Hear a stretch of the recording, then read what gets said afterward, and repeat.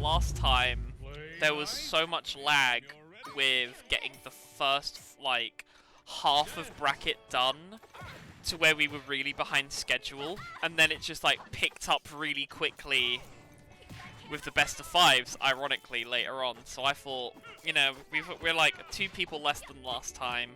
Let's be smart about it and try and pace ourselves accordingly. However, I did not account for the fact that most of you were just kind of 2-0, so. In fact, I mean, out of all of our sets thus far, only 3 of the 13 sets played have been more than a 2-0. oh, well, I guess if you count winners finals. 3-2, yeah. Gosh darn. But anyway. I'm sorry, I was dollying around. It was fun to watch though, is what it was. But speaking of things that are fun to watch, there is a game happening right before our very eyes. What do we have to say about this? We have MickyByte and we have Skidward Wheelchair for the purposes of this stream, though I will probably refer to them as Slav no more than 5 times. I'm just gonna call them Slav. I'm not gonna try to call them Skidward. Our dear friend Slav, yes, and our dear friend Slav has currently 2 stocks, but 1 stock now, down in this set so far. MickyByte got their jellyfish fields, and MickyByte has been doing the things that April O'Neil loves to do on this stage, which is get you to ledge, get that MickyByte off, and kinda make you regret picking it, because I can't imagine this was Slav's truce on the stage, because I really can't imagine them keeping it in. So what's a MickyByte? I heard you say that twice already. I have no idea what that means. Oh, that's what MickyByte calls this combo, where he will carry you off stage using a combination of short hop nair, down B, and then eventually ends it with a fully charged up neutral B in air, which is usually enough to stock on jellyfish fields when you're about 40, so yeesh. But they use their mic there a bit greedily, don't like that. Yeah.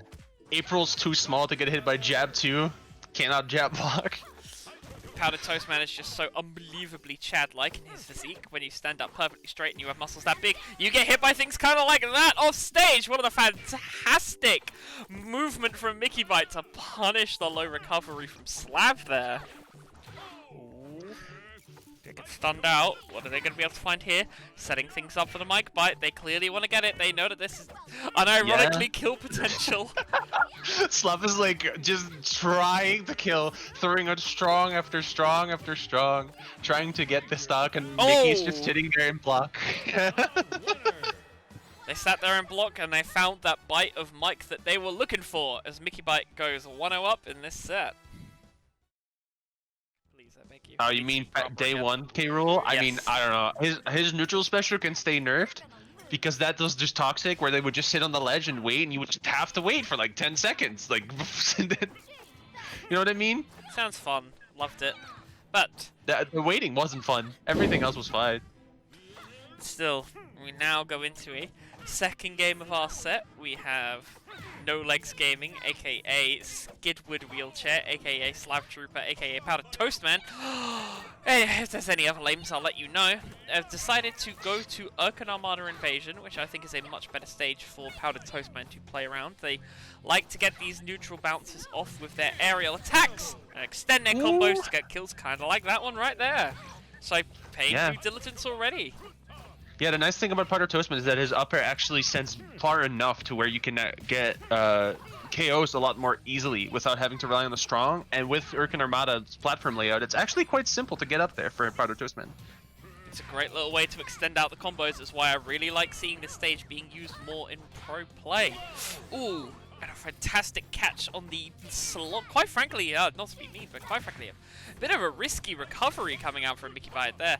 April is such a sitting duck when she's in the middle of the air using that up special that you kind of just expect it to be hit. You just have to pick your poison and go for the weaker hit from it. But, you know, the down tilts are coming out, the dilts, as it were, to get a couple of kicks on stage, get to 37 damage. And let's see if she can find another MickyByte, because I'm sure April wants to find it. Okay. Yeah, I don't even see when the quote-unquote MickyByte happens. It just kind of looks to me like April's just doing a normal combo. I think it's just MickyByte's self-professed name for it. And you know what? I think it's got a snappy name, so I'm down for it.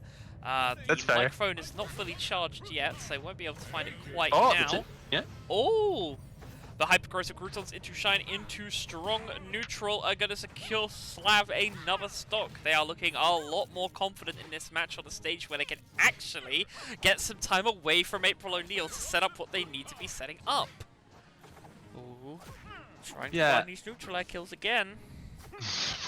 He tried to shine him. That's kind of... he just had to up air. He just was like, nah, I'm going to shine him.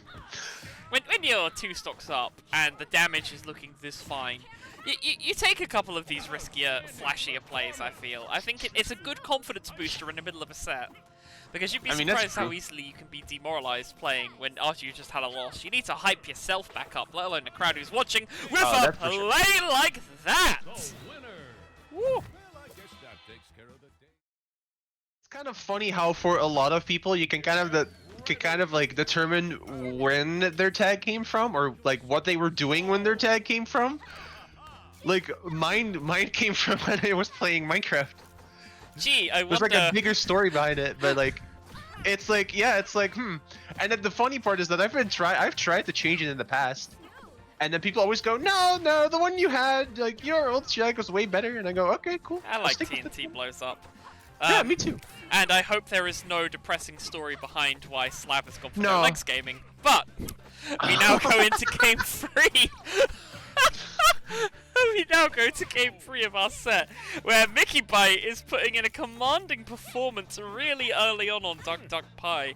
It's kind of similar to the jellyfish that they love playing on so much. Not quite as optimized to April games, but you can catch people like that when you've got a platform to play around, and boy do they get it.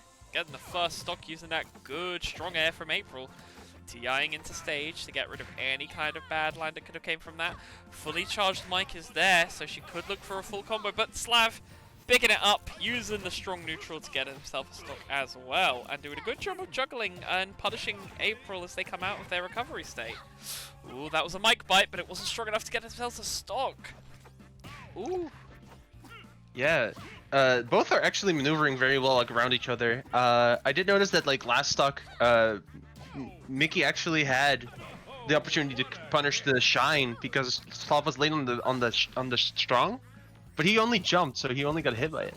But Slav already taking, I don't even know what move he used to get that stock.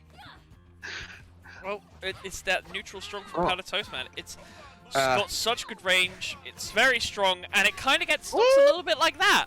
So, great to see it. But, you know, if you're MickyByte, you're not very happy to see it, because now they're on their last life of this game already. We have not been here very long at all, everyone. And now, MickyByte has a big gap to try and close up. But this camera play, ooh, that's a pretty good way to try and fight it. Gets himself a MickyByte. But the recovery from Powder Toastman is able to keep them alive. But will this? Ooh! Ooh! And it's suddenly kind of even. Yep, people usually doubt me whenever I say that people can bring it back, but MickyByte is being the outlier to the exception. They are showing that you can indeed do some movement to get yourselves some back in this stock. So, are they going to lift this? No. Damn it! The caster curse, even as I try to disprove it, is still real, sadly. And Skidward Wheelchair goes 2-1 up in this final of the losers semis. Boom, got there in the end. Saw it in the end. It's an instinct. I hear the word B. I have to follow it up with a my B. We all saw Chillin' Dude versus Leffen back in the day. What a set it was. But, you know, this ain't a time for Melee. This is a time for NASB, and this is a time for some sweet dreams to be coming into a reality. Because we now know that this could potentially be landing Slav Trooper his spot in the Grand Finals if they're able to find a win here. But MickyByte, I don't think they're about to let that happen. They've given themselves a very generously sized stage to play on here. This is about as safe and neutral as this is going to get. A stock aside, it's 30 seconds into the game. What can either player offer up in this matchup now that they haven't shown already to get themselves ahead? Yeah, I feel both of them are really moving very well. I feel like Slav sometimes starts to throw out the text whenever they're not safe, trying to RPS a move that's like, with a move that's like too slow to reliably RPS in that position. But they're still moving very well, and they're doing a lot of damage.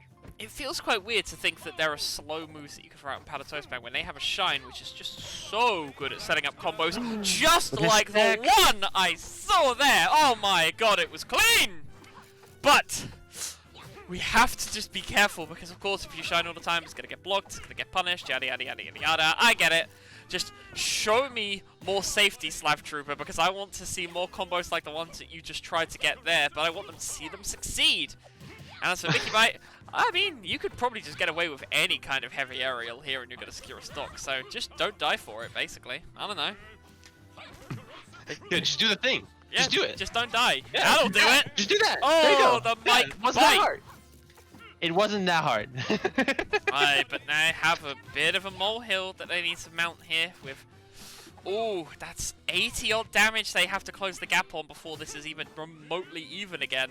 They're just going to be beaten and battered around this stage a little bit like that, and now they are on their final life of potentially this tournament if they're unable to turn things around here against Slav. That's a great MickyByte, but unfortunately the Slav just hadn't taken enough damage before the combo came out to be stocked by it. That is the big issue with playing on Sweet Dreams compared to somewhere like Jellyfish Fields. It has wider walls that you can just DI out of and be safe in. Oh, get some April Tims. Gets a surprise up strong. They're just throwing each other around at these high percents to try and find it. And I think it's going to come through again. And there it is. Shined Nair. Light Nair too. I didn't actually think that would knock them out there. When you have 140% on your side, you are going to die to any manner of aerials at that point of the stage.